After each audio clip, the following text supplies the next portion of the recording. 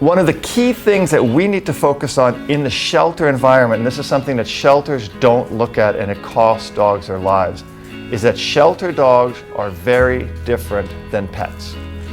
There's a world of difference. And that changes the minute that an owner walks through the front door, hands the leash over to one of us and says, you know what, I don't want him anymore. It's that moment when everything that made that dog a pet is gone, right? When it went from sleeping in a house to being loved by the kids running around and playing with it by chasing a ball, that it's now living in a concrete cell with a metal gate in front of it and people walking by it. When that happens, that dog becomes an inmate. That dog becomes a shelter dog. And it's at that time we need to deal with that dog as such. We need to make sure that dog understands that this is where you are now, right? We can't make the dog think he's still a pet and confuse him. He's got to live here. Sometimes he has to crap in his crate or his kennels. He has to pee in his kennels. People are going to walk by. He's not going to get the cuddles at night. He's not going to get the warm pillow and the cookie and stuff like that.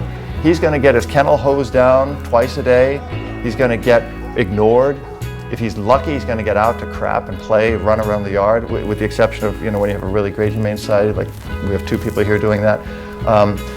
But for the most part, this dog's an inmate, right? So we're not going to see the dog's true behaviors. We're here for one reason, and that is to save dogs' lives, to get dogs out of here, and while they're here, to make their life as easy as possible, as stress-free as possible, to make it beneficial as possible. We want to get them out of the kennels. We want to get them into the yard. We want to show you how to handle those dogs in a way that you're going to be safe, in a way that that dog is going to benefit from its training and its time here. So if a dog is stuck here for a week, or sometimes dogs are stuck here for a year or more, we want to make that time as beneficial as possible. When I say beneficial, it means the dog should come out of here with as few scars mentally and physically as possible, right? And a physical scar to a dog can be lack of exercise, being overweight. That's a very big physical scar, right? And a mental scar can be being afraid of other dogs because he got nipped through his kennel because somebody wasn't watching and they let the dog go over and nip the dog's paw. Now he hates kennels, So don't treat the dog here like it's your dog at home. It's not. It's a shelter dog, and it's our goal to save this dog's life. And while it's going through this trauma, this stress, we need to change the way it sees the world.